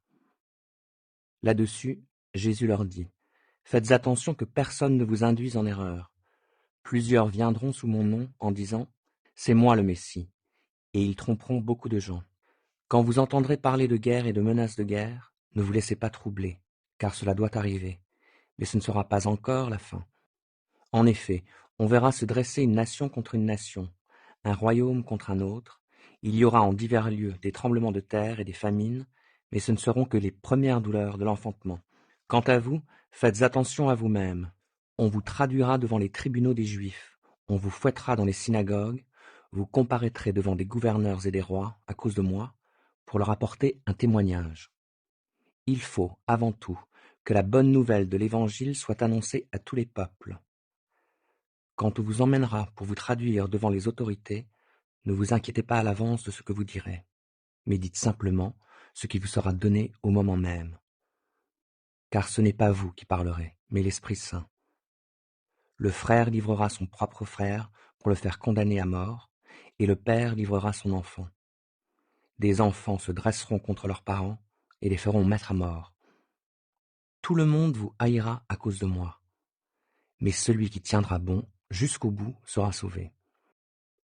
Quand vous verrez l'abominable profanation établie dans le lieu où elle ne doit pas être, que celui qui l'y comprenne, alors que ceux qui sont en Judée s'enfuient dans les montagnes. Si quelqu'un est sur son toit en terrasse, qu'il ne rentre pas à l'intérieur de sa maison pour emporter quelque bien qui s'y trouve.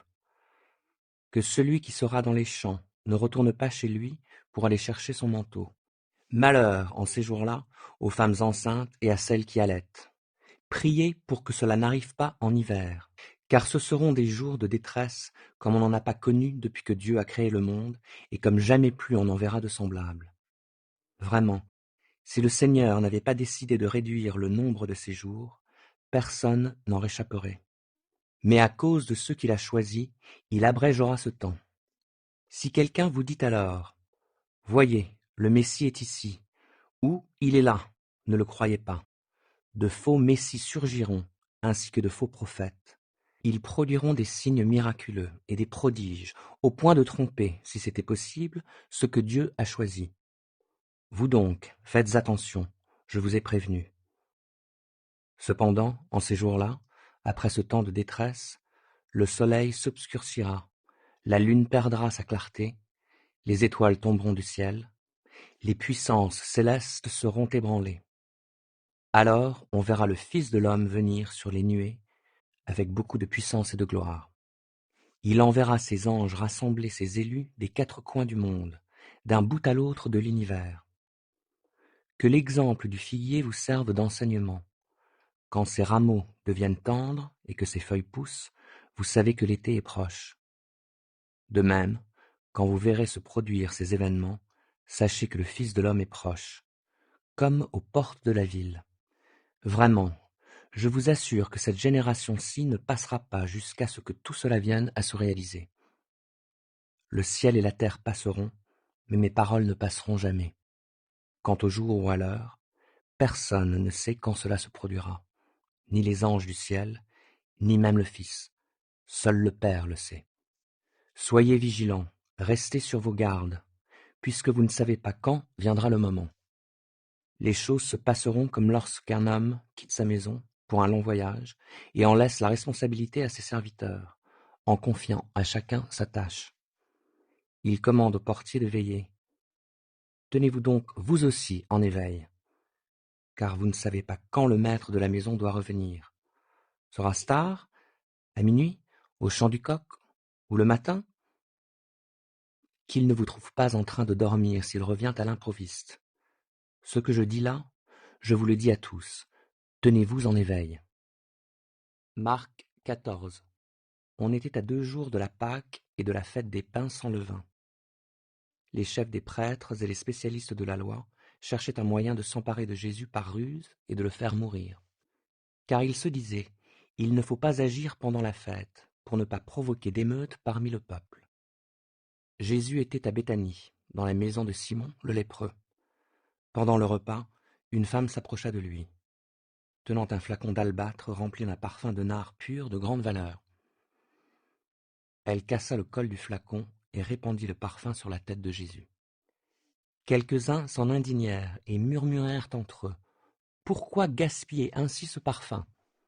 On aurait pu le vendre et en tirer plus de 300 pièces d'argent, qu'on aurait donné aux pauvres. Et ils ne ménagèrent pas leurs reproches à cette femme. Mais Jésus dit, laissez-la donc tranquille. Pourquoi lui faites-vous de la peine? Ce qu'elle vient d'accomplir pour moi est une belle action. Des pauvres, vous en aurez toujours autour de vous, et vous pourrez leur faire du bien quand vous le voudrez. Mais moi, vous ne m'aurez pas toujours. Cette femme a fait ce qu'elle pouvait. Elle a d'avance embaumé mon corps pour préparer mon enterrement. Vraiment, je vous l'assure, dans le monde entier, partout où l'Évangile sera annoncé, on racontera aussi en souvenir de cette femme ce qu'elle vient de faire. Judas Iscariote, l'un des 12, alla trouver les chefs des prêtres pour leur proposer de leur livrer Jésus. Sa proposition les réjouit, et ils promirent de lui donner de l'argent. Dès lors, il chercha une occasion favorable pour leur livrer Jésus. Le premier jour de la fête des pains sans levain, celui où l'on tue l'agneau de la Pâque, ses disciples lui demandèrent « Où veux-tu que nous fassions les préparatifs pour le repas de la Pâque ?» Alors il envoya 2 d'entre eux en leur donnant les instructions suivantes. « Allez à la ville, vous y rencontrerez un homme portant une cruche d'eau. Suivez-le. Lorsqu'il entrera dans une maison, parlez ainsi au propriétaire. Le maître te fait demander « Où est la pièce où je prendrai le repas de la Pâque avec mes disciples ?» Alors il vous montrera, à l'étage supérieur, une grande pièce aménagée déjà prête. C'est là que vous ferez les préparatifs pour nous. Les disciples partirent. Ils arrivèrent à la ville, trouvèrent tout comme Jésus le leur avait dit et préparèrent le repas de la Pâque. Le soir, Jésus arriva avec les 12. Pendant qu'ils étaient à table et qu'ils mangeaient, il leur dit « Vraiment, je vous l'assure, l'un de vous qui mange avec moi me trahira. » À ces mots, ils devinrent tout tristes, et l'un après l'autre, ils lui dirent « Ce n'est pas moi, n'est-ce pas ?» Alors il reprit « C'est l'un des 12, un qui trempe son morceau dans le plat avec moi. Certes, le Fils de l'homme s'en va conformément à ce que les Écritures annoncent à son sujet. Mais malheur à celui qui le trahit.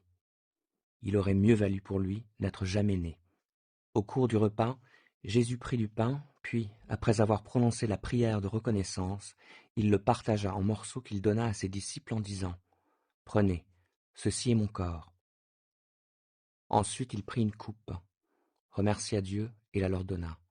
Ils en burent tous. Alors il leur dit « Ceci est mon sang, par lequel est scellée l'alliance. Il va être versé pour beaucoup d'hommes.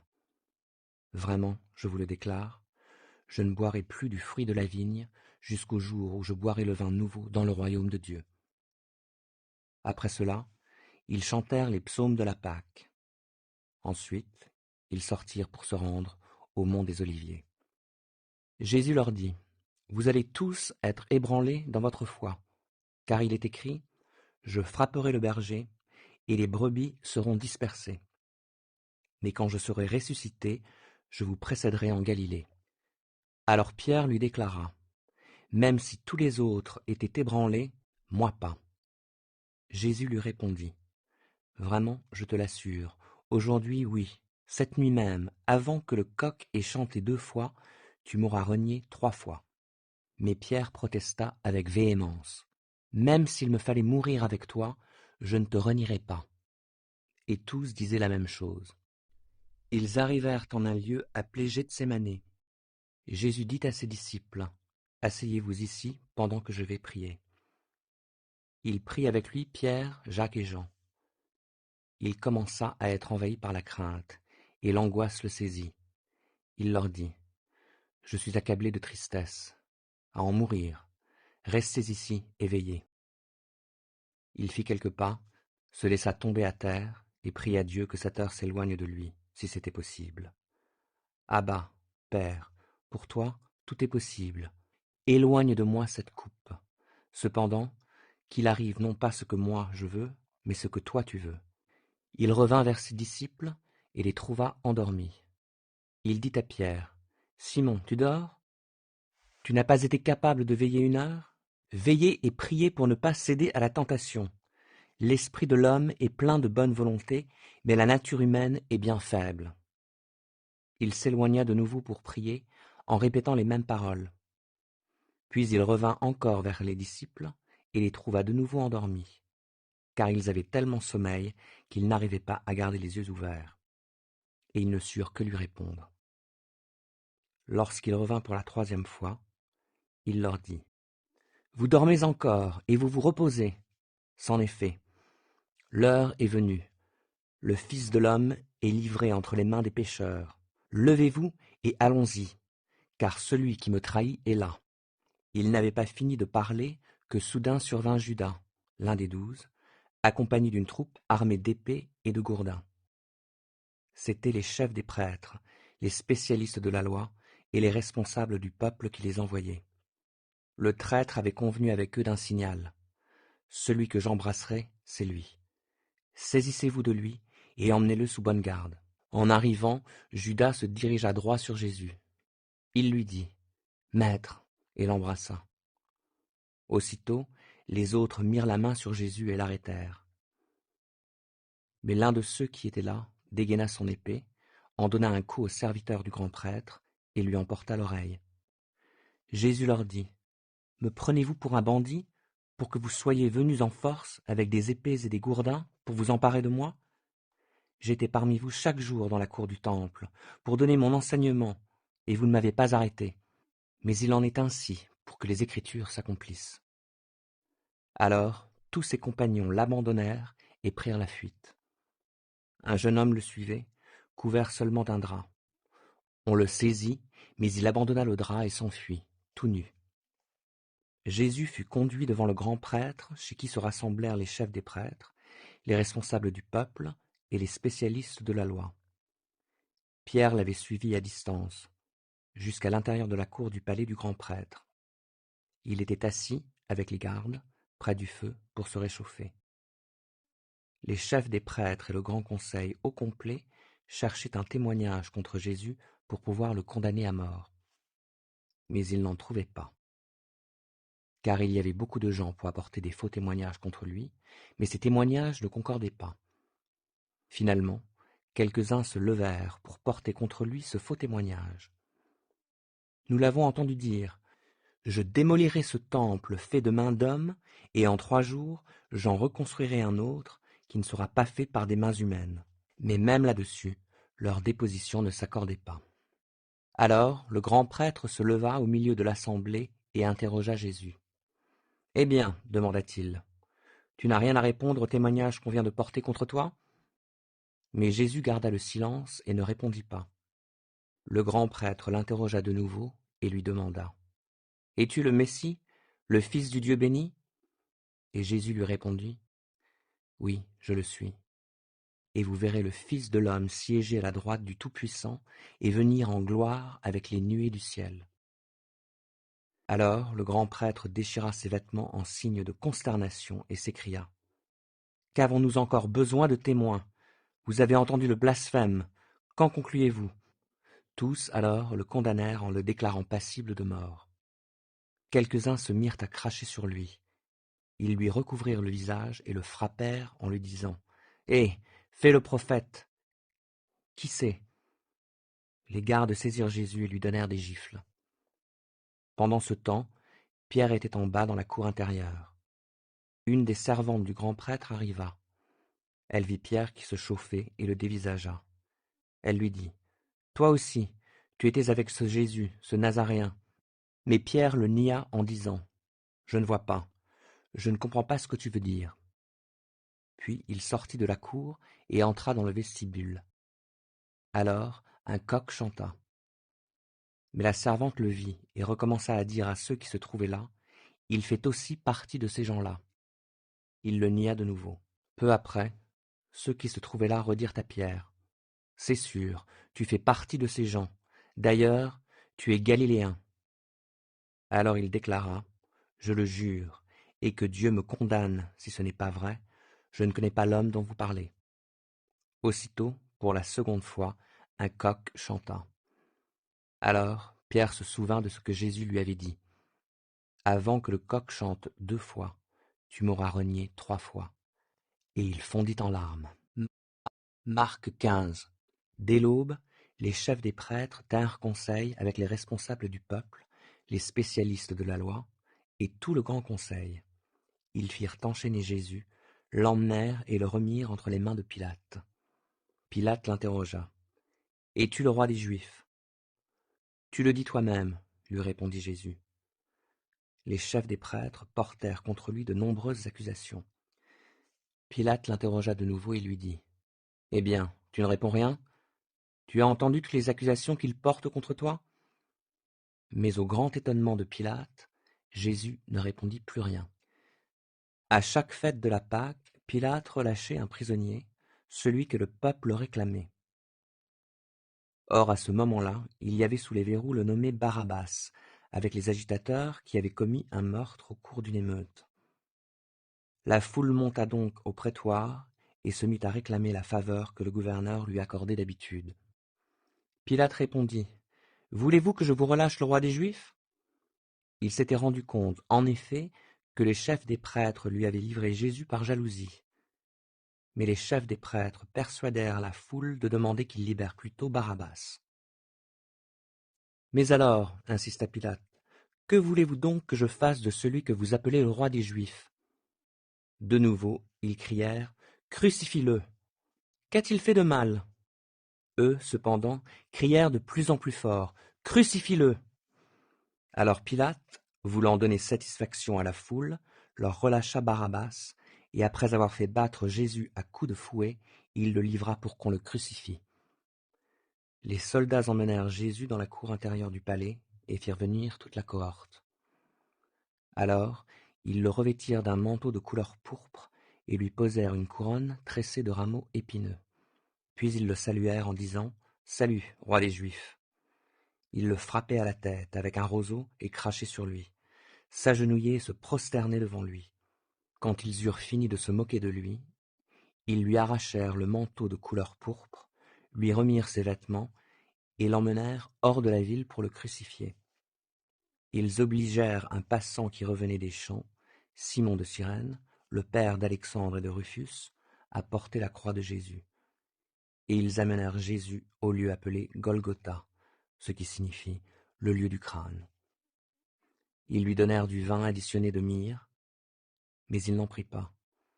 Ils le clouèrent sur la croix, puis ils se partagèrent ses vêtements, en tirant au sort ce qui reviendrait à chacun. Il était environ 9 heures du matin quand ils le crucifièrent. L'écriteau sur lequel était inscrit le motif de sa condamnation portait ces mots : « Le roi des Juifs ». Avec Jésus, ils crucifièrent 2 brigands, l'un à sa droite, l'autre à sa gauche.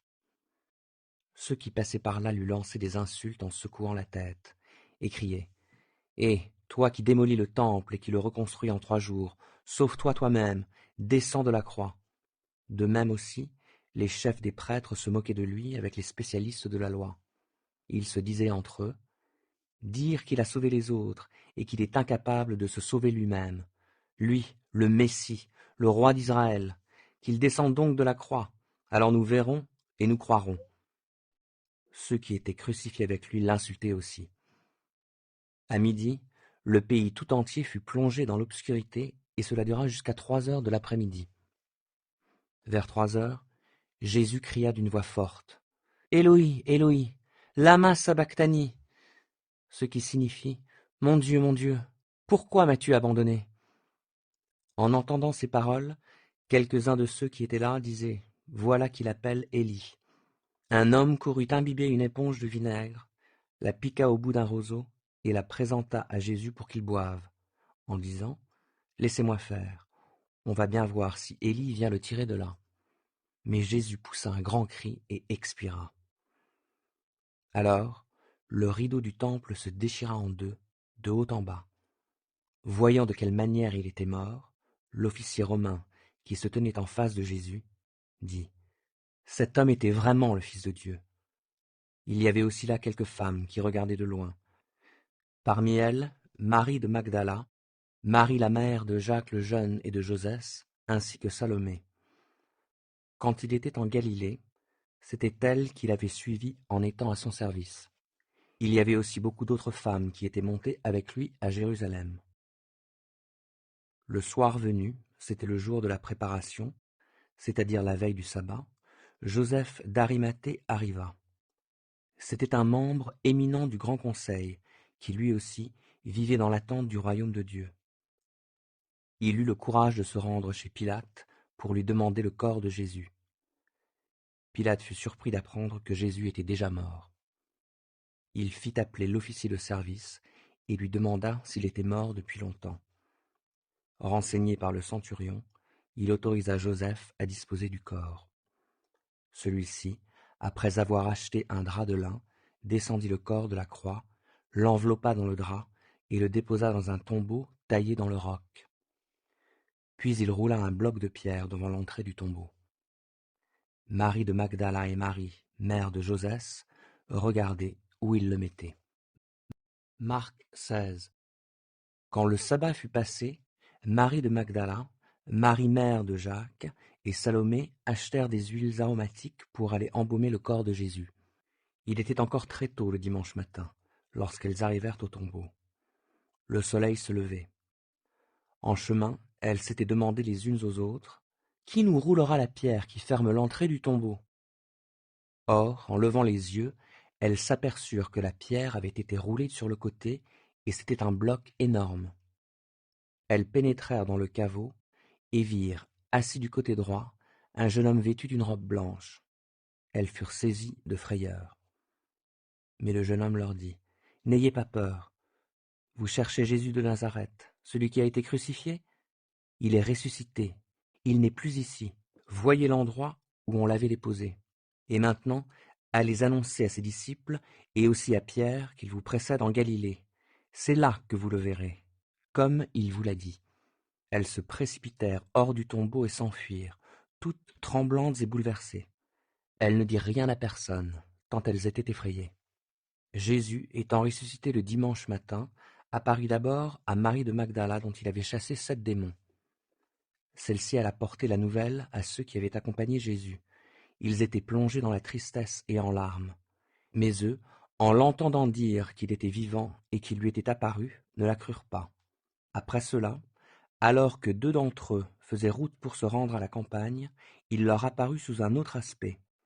Ils revinrent à Jérusalem et annoncèrent la nouvelle aux autres. Mais ils ne les crurent pas, eux non plus. Plus tard, il se montra aux 11 pendant qu'ils étaient à table. Il leur reprocha leur incrédulité et leur aveuglement, parce qu'ils n'avaient pas cru ceux qu'il avait vus ressusciter. Et il leur dit, « Allez dans le monde entier, proclamez l'Évangile à tous les hommes.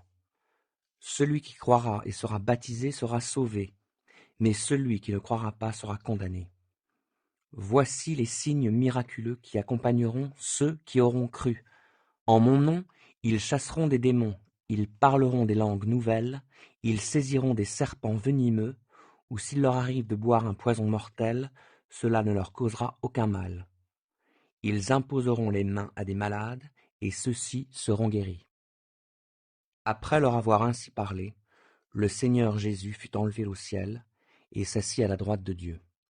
Quant à eux, ils s'en allèrent proclamer la parole de Dieu en tout lieu. Le Seigneur travaillait avec eux et confirmait leur prédication par les signes miraculeux qui l'accompagnaient.